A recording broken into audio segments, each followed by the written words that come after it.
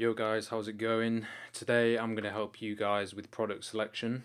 I spend a lot of time in the Amazon FBA Facebook groups, and the most common thing I see new sellers struggling with, or potential sellers struggling with, is finding the right products. Now, finding products can be easy, but that's only if you know what you're looking for. So today I'm going to take you through the best product discovery strategies I use to find profitable products super quickly. So the tactic I like to use that differs from many other Amazon sellers is that I like to go as narrow, as laser focused as possible first, and then slowly expand my search criteria if I can't find any suitable products. Typically what you'll see people do is, as you can see, there's 67 million products being tracked for the United States marketplace on Jungle Scout. I'll just switch that to United Kingdom because that's where I sell. There's many millions of products being tracked, and what people do is they'll kind of put some broad filters in. They'll have a couple of different product categories selected, and what this means is you get tons of products being spat out, many of which will not be suitable at all. So instead I like to flip things up and go for the ideal product first, and then I'll slowly narrow it. I'll slowly broaden my search to see if I can find any potential products that way. Okay, so the first thing to do is to pick a good category to sell in. So I'll give you guys some examples of good categories to sell in. Garden outdoors is good, although it can be quite seasonal. Obviously it's winter now in the UK, and winter is here with a vengeance. There's no sunlight whatsoever, it's freezing. It's been peeing it down all day, so that might not be the best for this time of year. That being said, if you're looking for products now, you won't be launching till spring anyway, so in that case, garden outdoors will be something good you go for. Sports and outdoors, again, similar story. Pet supplies is a hugely profitable market. That's because people are willing to pay a premium to make sure they get high quality products for their pet. So jewelry can be potentially a good thing to get into. Health and personal care can be. Some subcategories are gated, so that's something to watch out for. I'm going to choose baby because I know that to be a hugely profitable category to sell in. And then we start to plug away at these filters on the right hand side, and it'll narrow this search down quite considerably. Something good to go for is FBM. Sellers much prefer buying products that are fulfilled by Amazon and Prime eligible. So if you can find a category that's only got FBM products in, that puts you at a huge advantage if you decide to be an FBA seller, which is what I teach. Minimum price I'm not too bothered about, but I'll put in 9.89 in this example, and you always want to go for kind of slightly off-kilter numbers. Bear in mind that people always like to think in rounded numbers, so people will often be putting 10 or 8 or 15 exact figures in there, and by doing that they'll be missing products that are slightly above or below those numbers. So I like to put in slightly weird numbers that people don't tend to think of. Now, revenue is a bit of a double-edged sword because obviously people want to go for these really high revenue products, but the flip side and downside to going for those products is that, one, they're hugely competitive. Two, you get a lot more hijackers and black hat tactics in these categories, which means that your listing will be a lot more open to being messed with and hijacked and all those bad things. And thirdly, the kind of upfront costs are a lot greater for a new seller, so you'll have to spend a lot more on your minimum order quantity, you'll have to spend a lot more on your launching costs, you'll have to spend a lot more on your marketing costs. With that being said, I like to go for 5-figure products, so I'll just put slightly under that. I'll put 9,873.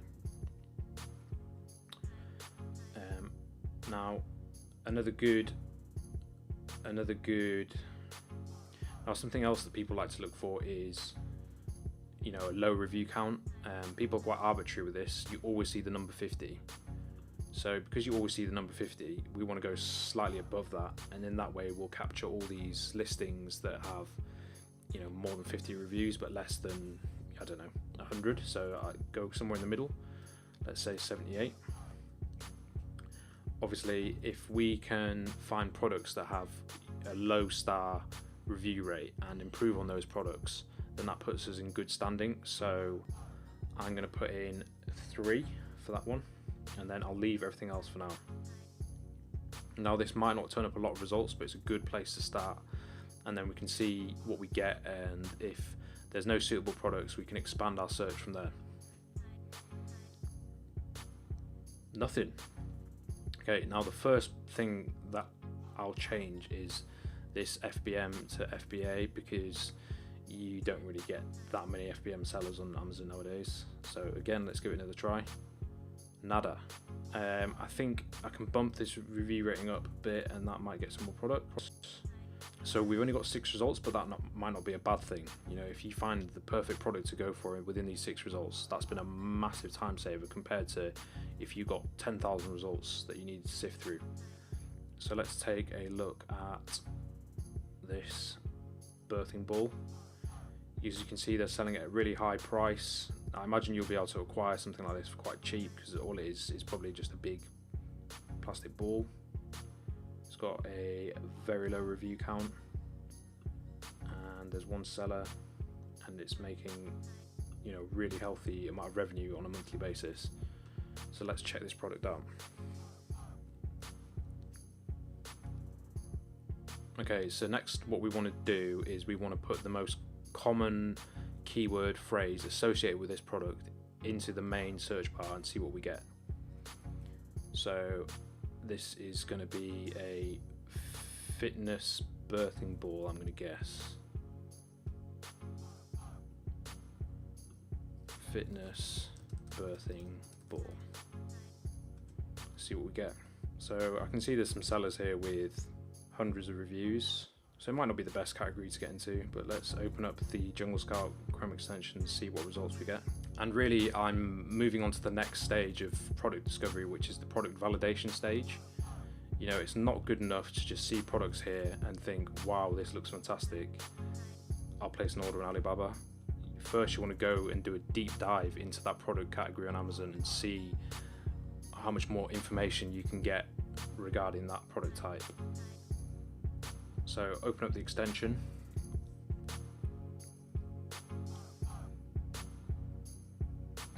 See what kind of numbers people are doing. Okay, this on the surface doesn't look too bad. It's not the best, it's not the worst I've ever seen. I do like to see the monthly sales volume to average review rate ratio be much higher, to be honest. I typically won't go for anything more than 5 to 1. But this product looks okay. So as you can see, you know, it's that simple. You know, it only took me a few minutes there to find a potentially profitable private label product. That was an absolute mouthful. Okay, now this product isn't the best. This is something that I probably wouldn't go for, but it's not too bad either. So you can see it really was, you know, a couple of clicks there, and I found a product that might be okay straight away.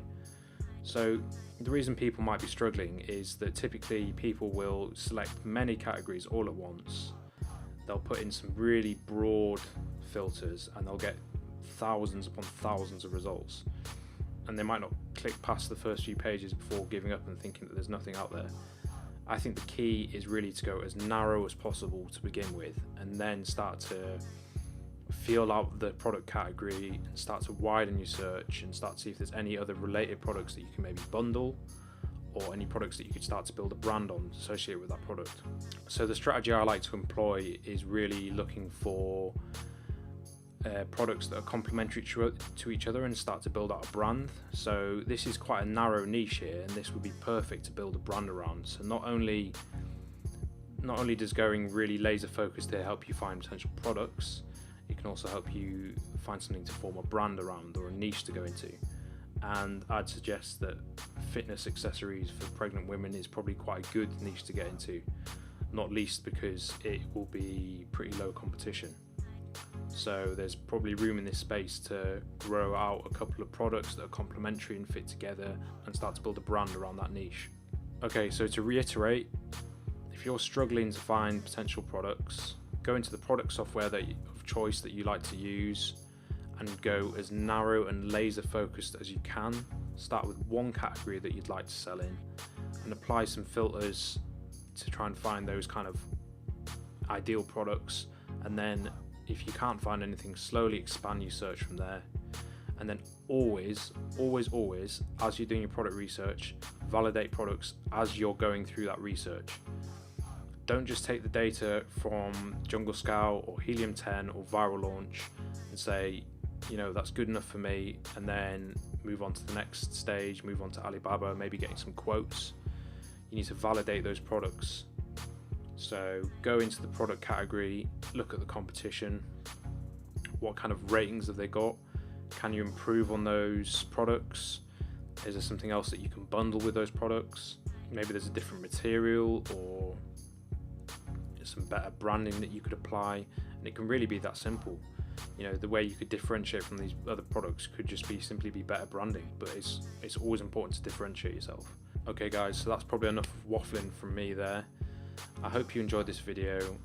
I just wanted to give you a quick video and show you just how easy it is to find profitable products. I've got a link down in the description for a free cheat sheet you can download that gives you the top 10 criteria that I look for when doing any product research and looking for new products to sell. If you've got any questions at all about Amazon FBA, I'd be more than happy to help. You can find me on the link again in the description. I've got a Facebook Messenger link there. Just hit me up on that and ask me any questions, or leave any comments down below, any questions you might have, and I'd be happy to help. Alright guys, cheers for now. Like, comment and subscribe if you enjoyed this video, and I'll see you in the next one. Cheers.